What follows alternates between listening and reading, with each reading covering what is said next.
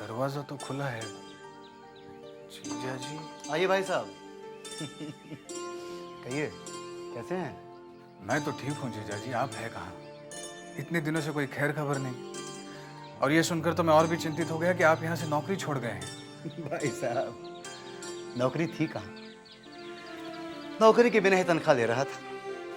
मैं यही कहने गया था मजले बाबू से कि मैं हवेली छोड़ के जा रहा हूँ, तो बोले कहीं जाने की जरूरत नहीं है, यहीं रहो। कल अगर हमारे बच्चे यहाँ आ गए तो उन्हें पढ़ाएगा कौन?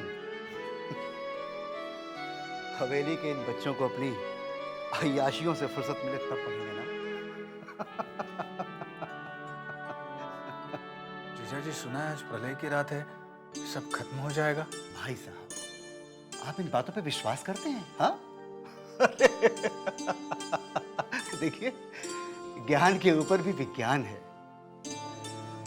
हमारे गुरु परमहंस देव कहते हैं कि जिसने दूध की केवल बात सुनी है वो अज्ञानी है, और जिसने दूध को देखा है वो ज्ञानी है, और जो दूध पीकर तंदुरुस्त हो गया है वो विज्ञानी है। कुछ नहीं होने वाला। वो हाँ, आपकी एक चिट्ठी आई है भाई साहब, देख लेना। मैं चलता हूँ। और हाँ, वापस आने का कोई भरोसा नहीं, प्रलय की रात है ना।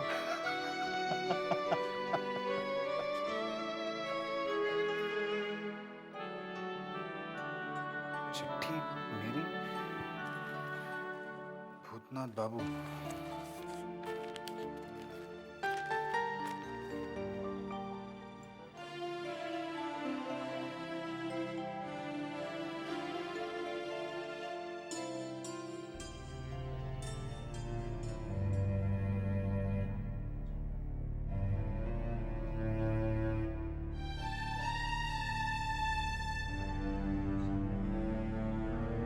इति ज्ञानमंतम सुविनय बाबू।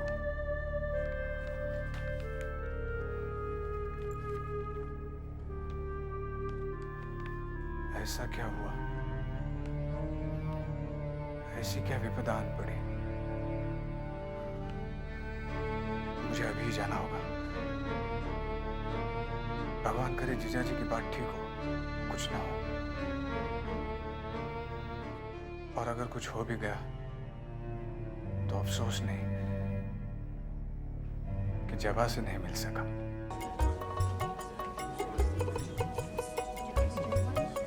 भाई साहब। अरे निवारक, कैसे हो? अच्छा हूँ, देख रहा हूँ आप भले चंगे हो गए। अभी तबीयत ठीक है और जख्म भी भर गया है। हमारे संघ में रोज गीता पाठ होती है, कभी आइए ना। आऊंगा, जरूर आऊंगा। अच्छा हाँ, आप लोगों की अनुशीलन समिति शुरू हो गई? हो गई। आप गांव-गांव में शाखाएं खुलेंगी, व्यायाम गीता सब बताया जाएगा। आप आएंगे तो आपको सब बताऊंगा। आऊंगा, किसी दिन जरूर आऊंगा। अच्छा चलता हूँ, जाना है। नमस्ते। नमस्ते।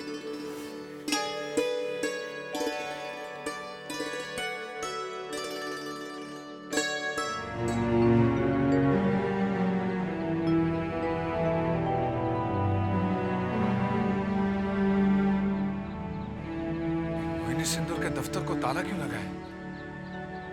बोर्ड भी इस तरह गिरा हुआ है। कहीं शुविने बाबू ने इसे बंद तो नहीं कर दिया?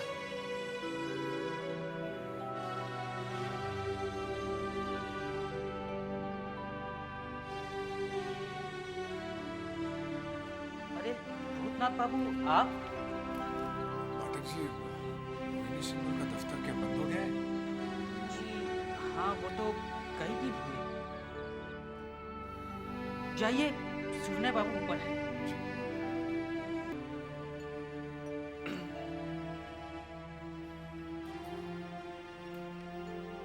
तो आ गए तुम?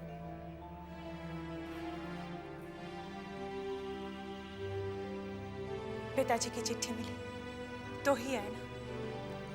हाँ, वो शायद चिट्ठी नहीं मिलती तो आते भी नहीं। जी, वो मैं सोच रहा था कि मेरे लिए इस घर के दरवाजे हमेशा के लिए बंद हो चुके हैं।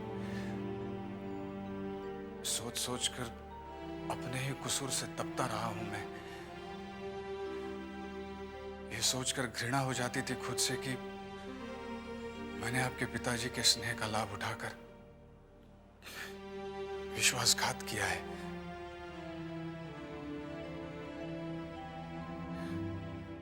लेकिन एक चिट्ठी ने मेरे आने के सारे रास्ते खोल दिए। मुझे आपसे क्षमा याचना का मौका दे दिया। अब तुम्हें कोई गवार कहने की गलती नहीं करेगा। बस अपना नाम बदल डालो।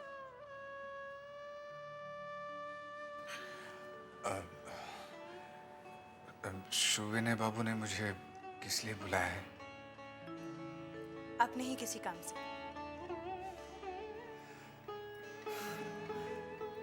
मैं भी किसी के काम का आदमी हो सकता हूं। जो आदमी आज तक अपने पैरों पर खड़ा ना हो सका, वो भला किसी के क्या काम आ सकता है? बड़ी अच्छी अच्छी बातें करने लगे हो। पूछ सकते हो किससे सीखी? आपसे अलग होकर। जब आप मुझे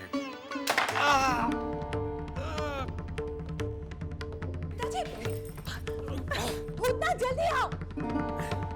बेटा तू घबरा मत, मैं बिल्कुल ठीक हूँ। मैंने भूतनाथ की आवाज सुनी तो देखने के लिए उठा तो अचानक मैं गिर गया। मैं डॉक्टर को बुला कर लाता हूँ। आपको उठने की क्या जरूरत है पिताजी? भूतनाथ बाबू कहाँ चले गए? डॉक्टर बाबू को बुलाने गए। डॉक्टर की क्या जरूरत, यूं ही चक्कर सा आ गया था, वरना मैं बिल्कुल ठीक हूँ।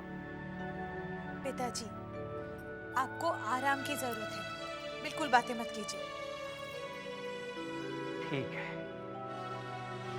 तो भूतनाथ बाबू आए तो मेरे पास भेज दे। भेज दूंगी, अभी आप आराम कीजिए।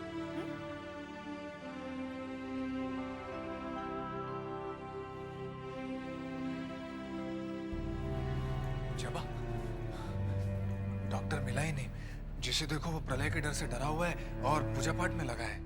रहने दीजिए, पिताजी की तबीयत अभी ठीक है। जबा, क्या वाकई प्रलय आएगी? क्या आप भी इन सब बातों पर विश्वास करते हैं? लोगों का विश्वास देखकर मेरा मन भी डोलने लगा है।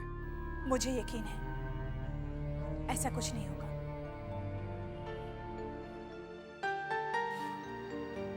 पिताजी आपके लिए इंतजार कर रहे हैं।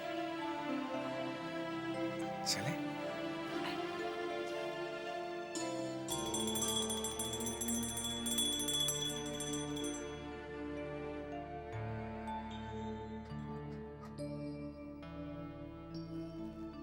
हे भगवान, आज प्रलय की रात है।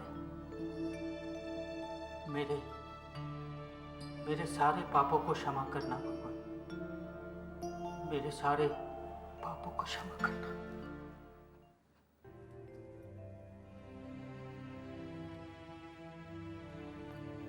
पिताजी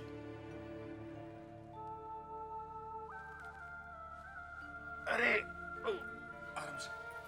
भूतनाथ बाबू तुम आ गए। आपने चिट्ठी इस तरह से लिखी कि मैं चिंतित हो उठा था। अरे भाई, यहाँ दिन रात मैं तुम्हारी चिंता कर रहा हूँ। ब्रज रखाल बाबू तुम्हें मेरे पास लाए और मैं तुम्हारे लिए कुछ नहीं कर सका। मैं तो किसी के लिए भी कुछ नहीं कर सका। मुझे माफ कर दो। ऐसा कहकर आप मुझे पापी मत बनाइए। पापी तो मैं हूं भूतनाथ बाबू। मैंने सबके साथ अन्याय किया है, तुम्हारे साथ, समाज के साथ, संसार के साथ, यहां तक कि अपने पिताजी के साथ भी। पिताजी के साथ? हाँ भूतनाथ बाबू, अंतिम समय पर उन्होंने मेरा मुंह नहीं देखा था, मेरे हाथ से पानी तक नहीं पिया उन्होंने। और उस रात वो मेरे सपने में आए और कह रहे थे, प्यास से मेरा सीना फटा जा रहा है, मुझे मुक्ति दो। मेरी आंख खुली तो देखा कि सपना था, और तब से मुझे शांति नहीं मिली। जबा से ब्रह्म संगीत सुना तो शांति नहीं मिली, ब्रह्मवाद सुने तो भी शांति नहीं मिली। अब मैं अपने पापों का प्रायश्चित करूंगा तो ही जाकर मन को शांति मिलेगी। पिताजी, मैं भूतनाथ बाबू को चाय नाश्ता कराती हूँ, आप आराम कीजिए। हाँ बेटा।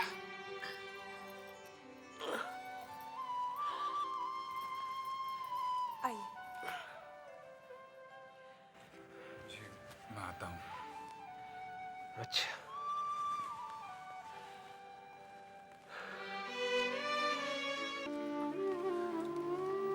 शोभने बाबू ऐसी बातें क्यों कर रहे हैं?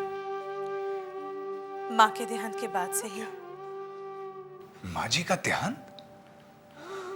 कब? तुम्हारे यहाँ से जाने के कुछ ही दिन बाद, जिस दिन पिताजी ने अपने पिताजी को सपने में देखा, उसी दिन सुबह माँ की तबीयत इतनी बिगड़ गई कि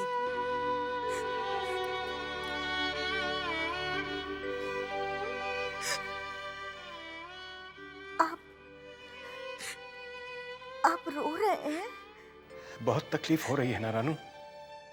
बस कुछ ही देर की है, फिर नहीं होगी। मैं और नहीं जीऊंगी ना। रानू, तुम अच्छी हो जाओगी। मेरे पास समय नहीं है। मेरी एक बात मानोगे? हाँ, कहो। मैं और नहीं जीऊंगी।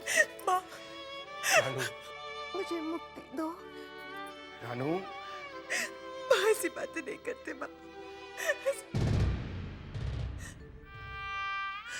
माँ, माँ, रानू, माँ,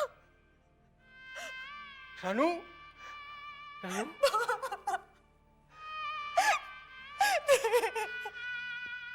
रानू,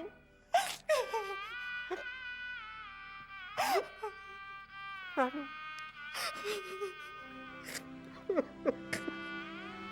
उस दिन के बाद पिताजी ने मोहिनी सिंदूर का बोर्ड उतार फेंका और सबको चिट्ठी लिख डाली। आप तो रोक सकती थी। आपका भविष्य। तुम भविष्य की बात कर रहे हैं, मेरा तो वर्तमान ही धुंधला नजर आ रहा है।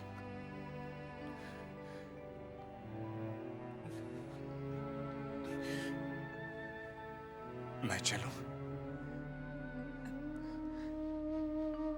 पिताजी से नहीं मिलोगे? नहीं, मिलूंगा तो फिर ऐसी बातें करके अपने आप को दुख पहुंचाएंगे। मैं चलता हूं। बुलाने के लिए फिर से चिट्ठी तो नहीं लिखनी पड़ेगी? नहीं, मैं आऊंगा। चलता हूं।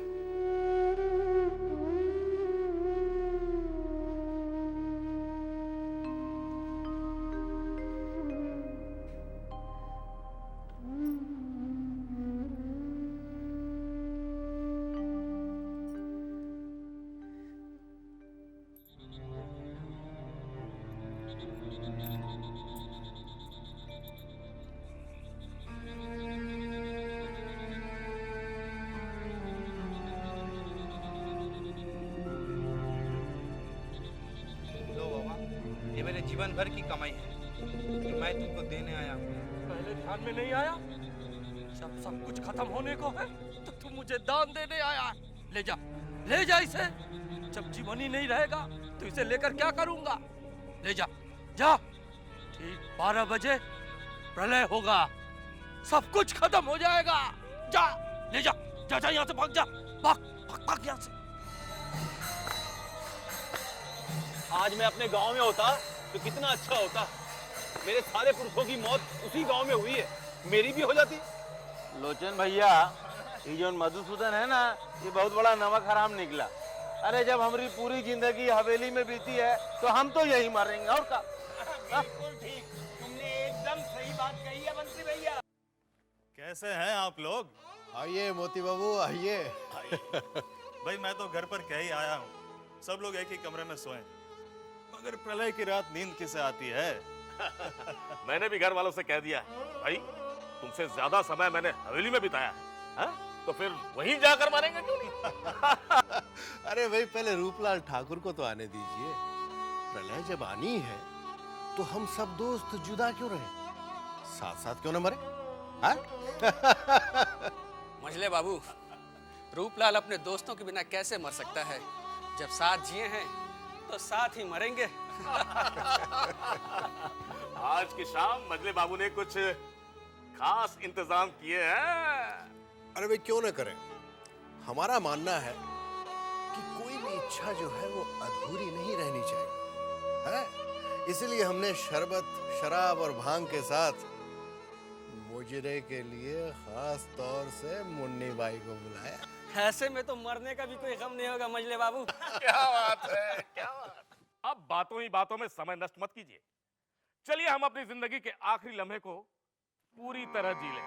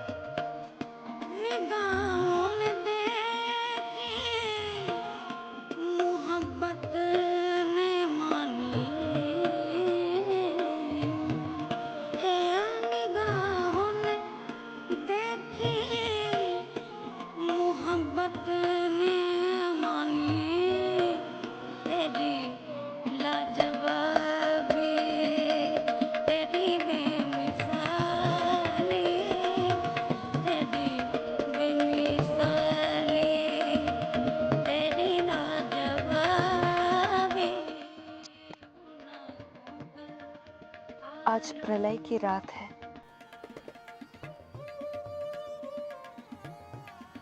मगर मुझे जरा सा भी डर नहीं।